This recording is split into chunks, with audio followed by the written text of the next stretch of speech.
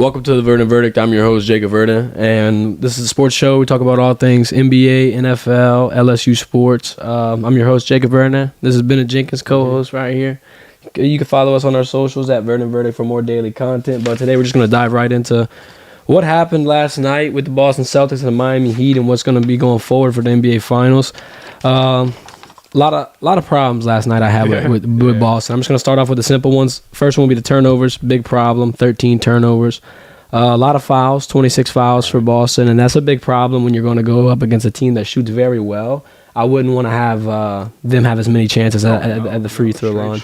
Then another problem is going to be their shooting. You got your main three guys shooting from three horribly. Al Horford 16%, Jaylen Brown 20%, Smart 30%. You want to sit around 36. I feel personally. Yeah. Speaking more towards the foul trouble. Main four guys in foul trouble. Jason Tatum with 4, Jaylen Brown with 5, Al Horford with 4, Marcus Smart with 4.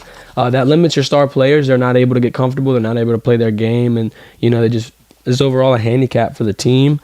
It's pretty clear that offense is lacking for the Boston Celtics. Warriors are going to require high effort on the defensive side, so it's going to even drain them more offensively, which is going to be a worry for me. When Boston exerts a lot of force, a lot of pressure, they kind of choke when they go out there and they try to put things together and try to do down the stretch. Try to do things. It doesn't really look good. Boston's total points in their series with Miami was 735 through 7 games. Right. Warriors through 5 was 576. That puts the Warriors at 115 points per game and the Celtics at 105 points per game. That's a big difference. That's a big margin. That's a 10-point win every time. There's a lot of moments throughout the series in Miami that Boston just looked like even at their best they might not be better than the Warriors. And that's going to kind of have me go ahead and think that the fact that they don't have enough offense, the fact that the Warriors were overloaded when shooting, the fact that the Celtics are inconsistent, they'll fall off, kind of has me think the Warriors are going to handle this one like they handled the Mavericks. The Warriors look to be in stride. You got Clay. Clay's finding his footing. He's feeling comfortable. That defense is looking to get back. Clay's going to guard. He's going to get good minutes on the harder guys. He's going to take Marcus Smart out of the equation. And then you got guys like Jaylen Brown and Jason Tatum who's just going to get evaporated by whether it be Andrew Wiggins or Draymond Green, or you can even honestly say Andre Iguodala. Time to wake up. How do you feel about them Celtics, man? You still riding hot on them, Mr. Larry Bird? Yeah, I like the Celtics. They're my favorites to win the finals this year. But like you were saying, man, it's after last night, it's not looking great. But they definitely still have a chance. I think if they polish up the shooting percentages, They work on the fouls, and they play a physical brand of basketball with the Warriors. I think they'll definitely hold their own against them. But I think either way it goes down to 7. Yeah, down to 7. Look, that's a big. I feel like that'd be a huge pat on the back for the Celtics if they can take the Warriors to 7, because the Warriors are in their third finals in 5 years. The Warriors are a machine at this point. They're almost more. I don't know. They're perfect. There's really nothing that I can find with the Warriors that I would be worried about. Maybe the only thing would be the size, but at the same time they make up for what they lack in size with their shooting ability or their ability to get offensive motion or whatnot. And there's a lot of value in that in the NBA. I feel like, especially in today's game, a team like the Warriors who doesn't need Steph to be 100%, doesn't need Clay to be 100%. They have guys like Jordan Poole. They have guys like Wiggins, and they can even facilitate through a Draymond Green or even a Gary Payton. They got a lot of talent that the Warriors can be able to put on the court at any given time, at any given moment. I think that they're so deep and that they just do not really find inconsistencies in their game, and whenever they do have one with a star, that there's guys there to help and pick back up. Warriors are just too tricky. There's too many problems for Boston to figure out. Warriors' main problem is going to be how do you contain Jason Tatum, because when you look at what they did with Luka Doncic, they completely made him inefficient. They made Luka Doncic look like he was a fool. And look, I'm not even saying Luka Doncic at his worst, even at his best, he's not as good as he was, whether it be against the Suns or whatnot. It's a different series. The defenders that he's going to play against are going to limit him, and you never know when they're going to limit him. Even if he scores 30 points, he might not be able to score the 10 points that he needs in the fourth quarter because there's a little more toughness, there's a little more physicality, like you were saying. He's going to take more shots. I feel like Jason Tatum's going to run into that same problem. Jason Tatum's young. Boston can't throw anything at Golden State that they haven't seen already. Yeah. Golden State is they're pretty prepared, and they got a scheme where Steve Kerr found what works for his guys best. He knows how to, complement Clay's game with Steph's game, with Draymond's game. And then Andrew Wiggins was a huge boost. Andrew Wiggins provided the main thing that they needed, was just help on the under the rim protection and just pretty much getting into that defensive anchor role that Draymond, might not be able to fill that much longer. Draymond, these guys are getting old. So, I mean, I definitely would see where Andrew Wiggins can be a bright spot here for years to come. Oh, yeah, without a doubt. He can bring a ton to that team. And I'm going to have to segue to something that might not necessarily be a bright spot. Mark Stein reported right before we got on live here today that the Lakers are planning on keeping Russell Westbrook more than likely because they're not going to want to attach an asset to him in a trade. They don't want to give a draft pick. They don't want to give a player. They feel like Russell Westbrook has his own value already, which, many would disagree with, including myself. Main reasons why is just not only the fact that it's a $47 million contract that they're going to have to pay him this year. He's 34 years old. The Lakers are in a sink or swim situation where they got LeBron James on the way out. Anthony Davis can barely play half the season. Yeah. And then he's stubborn. He's stubborn. He won't change his game, and the type of game he plays, it will not transition well with LeBron. It's one-man basketball. You can't do that when you have LeBron James on your team. And even if, you transition to where it wasn't one-man basketball, the type of basketball he's going to play is a lot of transition-based. Like if Russell Westbrook slowed down, he doesn't really create an offense that well, and he can't spot up and shoot. No. I feel like the only real thing Russell Westbrook brings to this team is intensity, passion, and I guess you can kind of say, a winning culture. Because whether the fact that Russell Westbrook wins in the postseason is kind of, irrelevant in that sense. Because you got guys like Chris Paul who can come to a team who can't transition or can't translate his winning percentages to the postseason, but he can win in the regular season. And you know what? That might be all the Lakers need. They might need something to boost them to the postseason so LeBron can kind of be able to watch his load. LeBron's getting old, but I don't think he can be able to play at that high of a level that long. Speaking of someone who's really not able to play at that high of a level, Kyle Lowry's looking real washed. I think there's a big problem with Kyle Lowry. The fact that, he's 36 years old and through 63 games, he's had an average of 13 points, 4 rebounds, 7 assists. 22% of those games in the regular season went under 10 points. The postseason, he starts to average 8 points, 3 rebounds, 4 assists, and then 60% of his postseason games were under 10 points. I think that there's not a lot of transitioning of Kyle Lowry on the offensive side. Kyle Lowry seems like he's fizzling out, and Jimmy Butler and Bam Adebayo need a new star. You know what? I'd be interested to see if the Lakers could maybe work something out with the Heat and maybe see if they'd take a chance on Russ. Kyle Lowry might be like some players just don't play well in certain schemes. I feel like they both have high risk, high reward, but it's almost equal parts. I would kind of consider.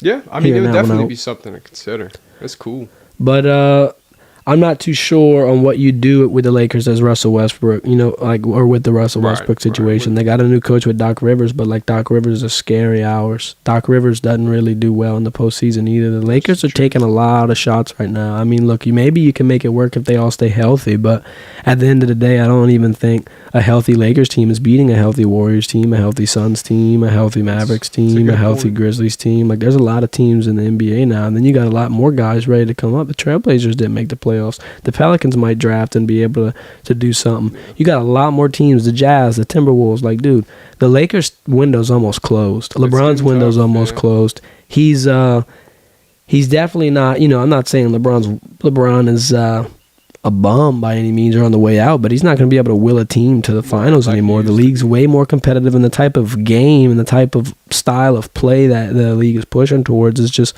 kind of the opposite of what LA can do at this point. They can't play long. They're not that deep. They can't shoot. Yeah. I don't know. That's today's game. And you see throughout the playoffs, there's a lot of highs and lows. A lot of teams, go down big, quick. Seems like there's just we're in a weird moment in the NBA right now. It's either the type of style you're in or the type of style we're in. It's either you're on or you're off. And when you're off, you're really off. And it looks horrible. Even Boston had some weird moments. Oh, yeah. Those last 3 minutes of last night's game was atrocious. It was rough. I wouldn't even be surprised to see the Warriors wipe the Celtics in 5 if Boston plays like that.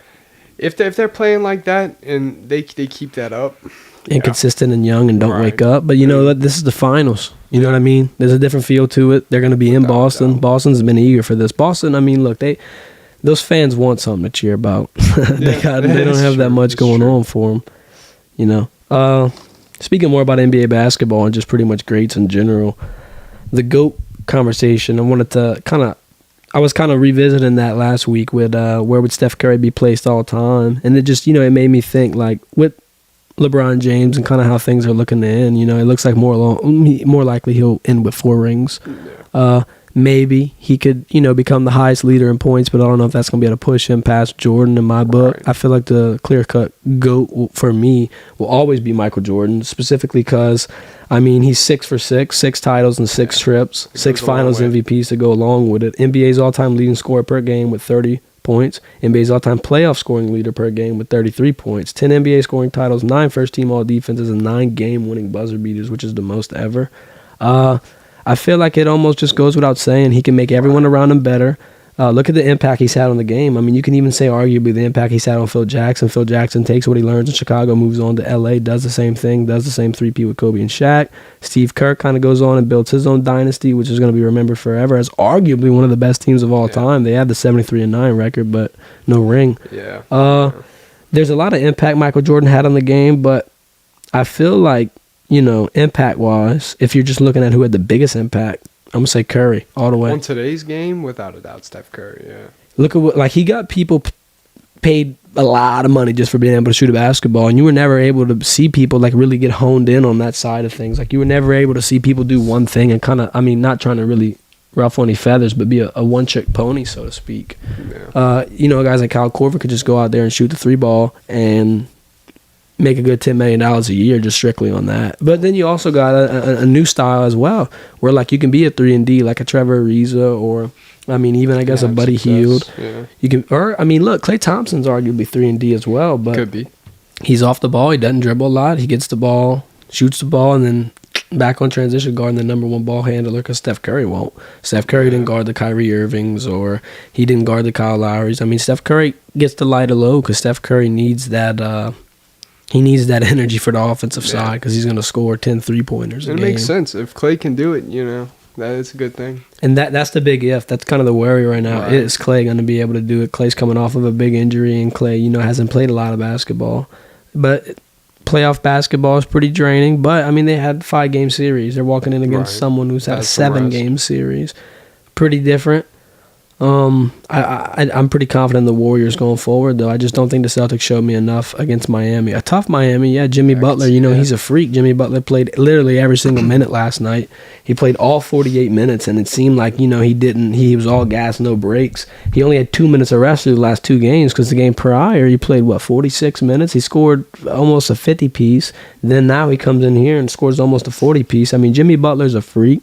He's got the gas tank that just can't be emptied. It seems like he's just siphoning gas the whole time, bro. He's able to just go out there and perform at the highest level for the highest amount of time. There's a lot of value in that. I almost feel bad for Jimmy Butler. Yeah, he's really stuck there. He doesn't have much help, like you said. Kyle Lowry can only do so much, and it's going downhill. But Bam's a good defender. But does that transition that well in the offense? He did great. Defense is good, but Jimmy Butler needs help scoring. He's a good like a Chris Bosh-esque player, but the Jimmy Butler, let's just say hypothetically, if we're going to compare them to the other big threes they've had in Miami, you can compare Jimmy similarly to LeBron, you can compare Bam similarly to Chris Bosh, but where's the Dwayne Wade? We need Kyle Lowry needs to either step up or we need to move him, or they need to move him and find someone that's going to replace that spot. Makes sense. Miami is in the they've been to the finals. They were 2 years ago. They were playing in the finals. But man, you know what I mean. They're just like one little small step away from it, and it could be anything. It could be Christian Wood from the Rockets. It could be, God forbid, but I know James Harden could get out of that contract. You never know. Do you sit him in that role where he only has to provide offense now? James Harden hates playing defense. Right. He hates getting in shape and being focused. And speaking of that, I feel like the main problem as to why the Mavericks got shelled out in 5 is the fact that Luka looked gassed, looked like he was out of shape. He's got a lot of potential if he can focus. They're comparing him to James Harden and whatnot, and the fact that, he's not able to get the work in the offseason, and he's not able to produce, and he's not able to produce in the postseason specifically, and he's not able to transition his game into a winning style of basketball. My thing with Luka is I think he's going to be better than James Harden. I feel like, arguably he already is. Luka has the same first-team All-NBA honors as Kyrie Irving, Russell Westbrook, and Damian Lillard combined, and he only has one less than Steph Curry and Chris Paul. I take Luka over Harden any day of the week. If he can get some help around him, maybe things could get interesting. The fact that Luka has that no-quit attitude in him, the fact that he can, string together a 36, 40-point game any given night or week, Right. I think that's crazy. Yeah, James Harden can do the same thing, but James Harden is like hot and cold. James Harden's off and on. I didn't really see Luka go down that much. Yeah, like we said, his efficiency went down a little bit against the Warriors, but he still was able to kind of make an impact. Most of that could be attributed to the fact that he was out of shape. There was a lot of things where Luka would not get back in transition on the other side of the ball, and he did remind me of James Harden, where he'd throw the hands or just really not care, but he's frustrated. They're down 3-1, like he's embarrassed. Yeah. You know what I mean? It's There's a lot of things I guess I can weigh into it. Definitely not an excuse, but Luka Doncic, I don't think is in the same boat as Harden. Harden's boat is sinking, and the beard's weighing him down, and he's not able to get out of the boat. Luka Doncic still has a lot of potential left. He's a young kid. He's only played 4 years in the NBA, and he really hasn't even played the majority of those 4 years. He's missed almost a quarter of each of the last 3 seasons. I think that if Luka Doncic can go, get healthy, get in a better weight, get in a better, physicality, even maybe a mental state, get a little bit of help in Dallas, the sky's the limit. This kid could be the best player in the NBA for years to come. Honestly, he could be one of the best. The dude's already world champion. What was he, won the world title at 14 to 16 years old? The dude's supposed to be in elementary school, and he's out here winning rings in Europe. He's different. He's different for sure, and I think that the Mavericks are gonna try to highlight that different. Yeah, and hopefully they can, I guess. Man. I feel like honestly they're one step away from being in the finals next year. Look, they were arguably one step away here right now. If they had an answer for that shooting and they were able to stay consistent, a lot of things would have changed. If you told me that the Mavericks and the Heat were meeting in the finals and we had the opposite matchup, I'd arguably say Luka might be able to pull this one out. It would really just be who would win first, Jimmy or Luka. But the fact that, we have the Warriors and the Celtics playing, it makes me confident because we have the 2 best players in basketball playing, or 2 best teams in basketball playing. The Boston Celtics and the Golden State Warriors were the clear-cut winners of each conference. We predicted it 2 weeks ago that the Boston Celtics and the Warriors were going to play in the finals. It was pretty obvious. You got your best defense and your best offense. That's just it was fate. Now we're going to have probably one of the most competitive NBA finals of all time. Without a doubt, it's great offense, great defense. Every game, will be pretty good. Hopefully, I'm just really hoping that the Celtics are able to do something with that defense. They're going to have to really limit that space. Look, Ime, that new coach. A lot of people passed on him. A lot of people doubted him. He's proven himself. It's time. He's not new anymore. This team's not new anymore. Y'all are in the finals. Y'all got to stop thinking like that. Y'all are one of the best teams in the league. Top 2 at least. Yeah. You know what I mean? It's time they got to start buying in and getting comfortable. You got Jason Tatum filling his role. Jaylen Brown filling his role. Marcus Smart's doing great. Marcus Smart winning that Defensive Player of the Year award. That's huge, bro. You could really rewrite history. Garnett in 2008, then goes get the chip. Smith in 2022, then goes get the chip. Who knows? It's like history likes to do that a lot, especially in sports. Right. They got these crazy, too good to be true type stories that always seem to come to fruition. Yeah. Especially in these big brands like Boston and whatnot. Yeah. You always see these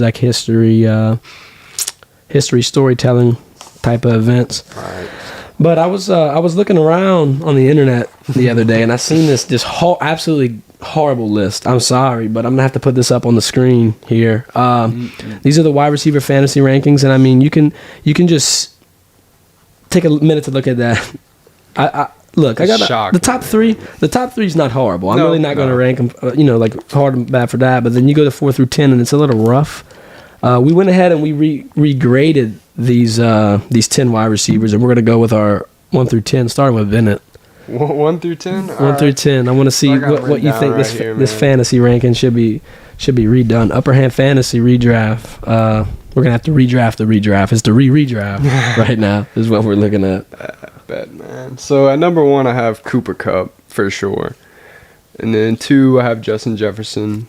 3, Jamar Chase, and then Deebo Samuel, Stephon Diggs, Devontae Adams, CeeDee Lamb, and then I have Keenan Allen, Mike Evans, and then Tyreek Hill at number 10. So you're putting Keenan Allen in there. Oh, yeah, You busted him up? After what he did last season, you can't have him where he had him. I don't remember exactly where it was at, but it was low. Well, All right. Only thing I'm going to say about that is Keenan Allen lost me my playoffs. I watched him live, put up 7 points. Keenan Allen's not in my top 10. I'm sorry, but me and Keenan, if you're listening, I'm sorry, man, but you really disappointed me.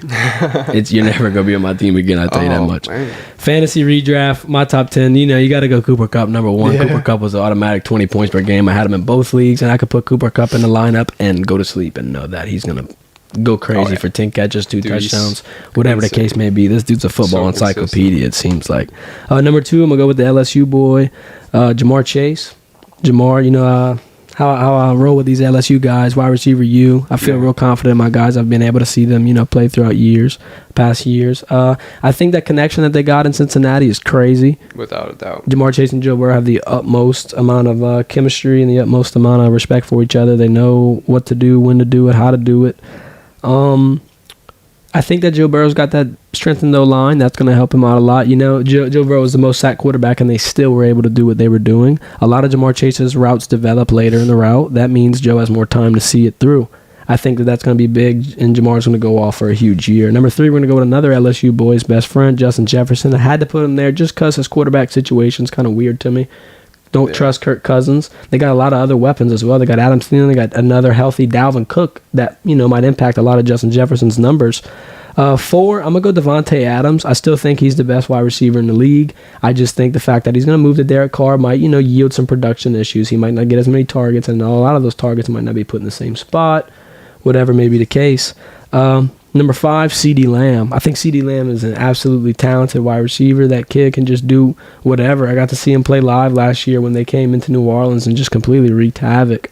CeeDee's flashy. CeeDee's quick. CeeDee is, don't blink, you'll miss him. That's pretty much my best way to describe him. Number 6, I'm going to have to knock Stephon Diggs. That's probably my biggest problem with this list right here is that they had Stephon Diggs number 4. Look, Stephon's a, great wide receiver, but just last year, his fantasy numbers definitely did worry me. They got a lot of things in Buffalo to distract Josh Allen. The fact that Josh Allen's a mobile quarterback, the fact that he still got Cole Beasley, the fact that he still got Dawson Knox, the fact that this offense is very problematic. This offense can do whatever they want, and they're really in a fairly competitionless division. You know what I mean? No. Stephon's not really going to have to answer for a lot. I think he's going to have a lot of highs and lows. I wouldn't trust him.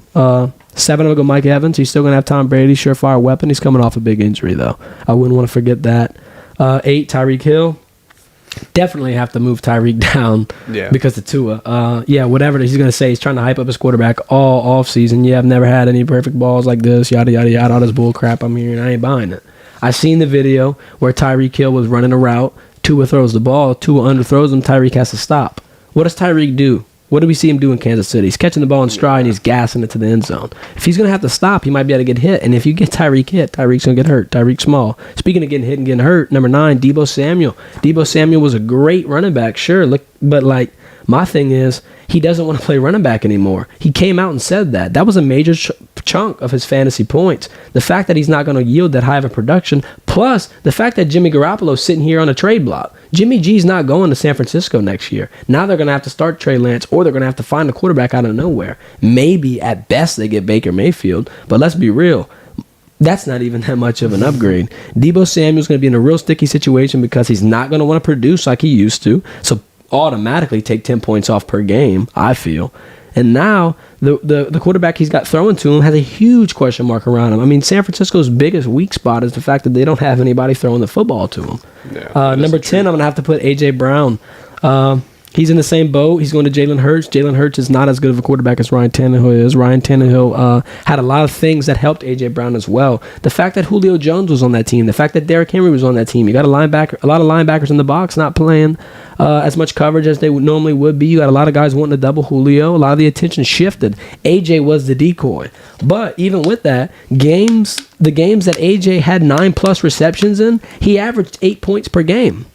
9+ receptions, he still averages 8 points per game. That's crazy. I think out of that top 10 list, that he'd really be the worst one on it for me. I wouldn't want to see him play in Philadelphia with Jalen Hurts. I really would be afraid to see what those numbers look like. But I mean, going forward for the most of the other fantasy picks, I still got, Derrick Henry as my best running back. Yeah, he's definitely up there. I know Kamara's getting hurt, but man, I would draft Kamara as a good backup. Like if you really if you got three running backs you're picking, why not make him? Pick him as a good second. Take a shot on the third. When he comes back, he'll be healthy and ready to eat and just take off by storm. I mean, wide receivers. If I had to pick any of those two on this list, I'm definitely going with Cooper Kupp number 1. I got to try to grab him. I'm not going to be able to grab anybody in the upper half of my list. I think I'm just going to have to go Kupp and Mike Evans. I think Mike Evans, with the fact that, look who's throwing to him. We even got guys like Rob Gronkowski probably not returning, and Chris Godwin, is coming off shaky. I would take the shot on Mike Evans. Definitely is going to be rough because of that injury, like we said. He might, be hit or miss, but at the end of the day, it's rewarding. I like to make a lot of trades in fantasy. I think that, it makes it fun. For sure. I don't like to keep my same guys. I feel uncomfortable with them after I draft them here and there. You kind of see, shades of things. You might see a little era here, or just a little type of glimpse of what that team will do in the future, and it worries you. You kind of want to bounce out and get rid of them. That's kind of how I feel about some of my guys. I think, though, the main thing that I would worry about for fantasy is going to be my quarterback. I don't know who's the number 1 quarterback in fantasy right now. Would you say Joe Burrow? He's been putting up, man. Joe Burrow, Josh Allen. I'm not going to say Patrick Mahomes. That weapon's gone. No. Tom Brady. I don't know. It's a good question for sure. It's got to be out of those three for me. Someone like that for sure. Would you put J. Herb in there in the top 5? Top 5 fantasy quarterbacks. 5? Honestly, probably not. No. Well, then who's your top 5? That's what I'm sitting there trying to think. I'm like, well, what would be my top 5? My top 5 is going to be Tom Brady. Going to be Josh Allen. I'm going to put Joe Burrow in there because he's mobile. Justin Herbert, same thing, mobile. You got to think these guys need to get yards on the fly.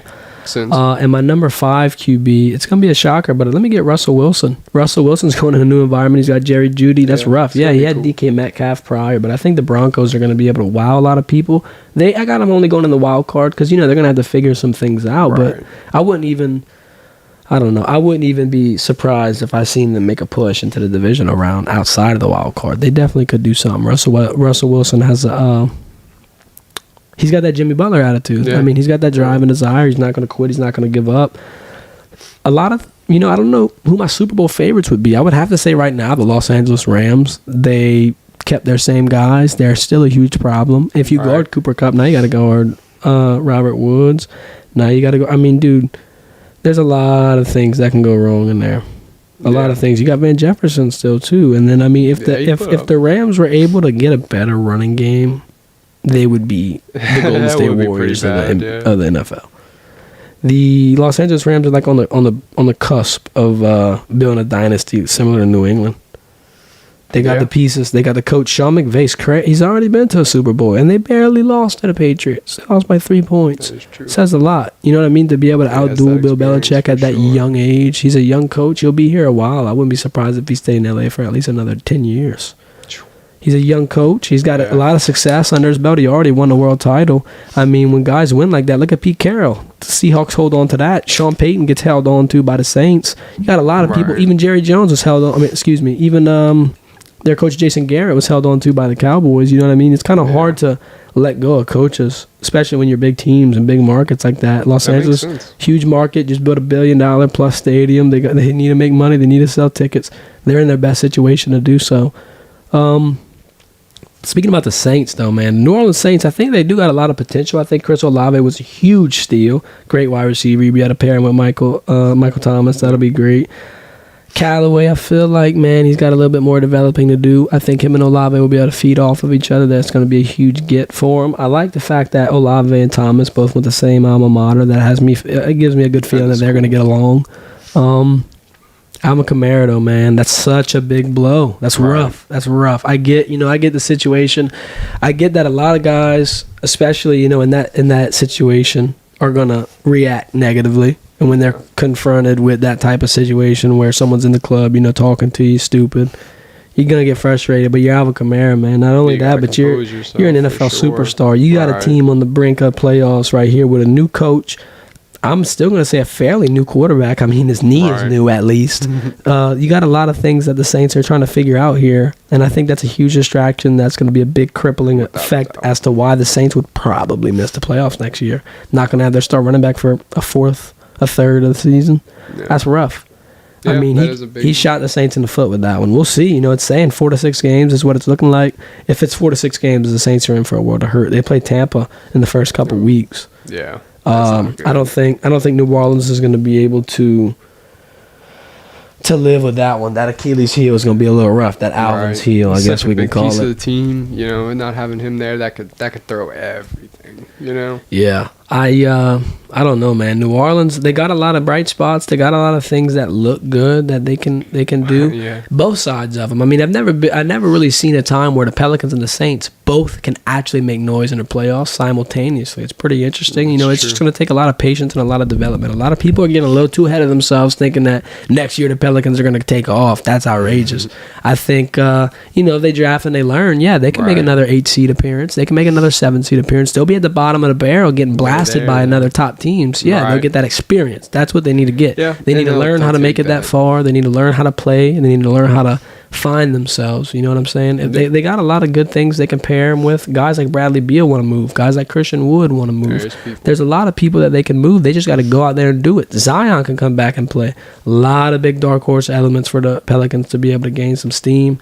Moving towards the Saints, if the Saints had gotten a different quarterback like a Russell Wilson or what have you, we'd be having a whole conversation right here about something different. Yeah. Baker Mayfield, Jimmy Garoppolo are 2 quarterbacks that are looking to be traded. You know, the Browns already got their guy, Deshaun Watson, but what are the 49ers going to do? Are they going to want someone in return for Jimmy? That's a good question. It's a weird, shady situation. I think, like, if you're in the New Orleans Saints, I mean, God forgive me, people might, you know, crucify me for this one, but I think you take the shot on Baker. The Cleveland Browns are kind of, you know, in a hole. They need to dig themselves out of it almost, or, you know, climb or just grab a hand, whatever they need to do. Repel, have someone come down from a helicopter and grab them. I think the way they do that is by moving Baker, and I think there's only a few teams that would be willing to take the shot. Yeah. I would consider the Saints one of them. Why wouldn't they? He could be the backup. You don't have to lose much. The Saints can move pieces. The Saints can they have depth, especially on the defensive end. And they can just send a draft pick or two. Like, in this day, look at Devontae Adams and what he got traded for. Like, you don't even got to give up the house and the bank and the arm and the leg. You can really give just scraps and like little crumbs and be able to get a team who's in a pretty bad situation a little bit of an out. People want to get out, especially when you're tied down to contracts and what have you. But I think Baker Mayfield, you know, while he'll not be the Pro Bowl quarterback he was expected to be, he might be better than Jameis. You never know. Yeah, he could be, for sure. Jameis, he's had some glimpses of, you know, potentially being a really good quarterback and being a starting quarterback for the Saints at least. And then he throws 30 interceptions in the same year. Yeah. He's rough. You know, and then he tears his ACL. It's just not good. And the Saints, you know, they did address some of those offensive line issues, but, you know, like, is one draft pick really going to do its justice? Is one first-round draft pick really going to be able to fill a hole like they need? Oh, it is a huge problem. They do have a lot more problems, I think. I think the fact that, you know, that Dennis Allen is going to still be the head coach, that, what was he, 12 out of 16 years with Sean Payton, 13 out of 16? He's got that Sean Payton in him. They're not really going to be able to move towards a different culture.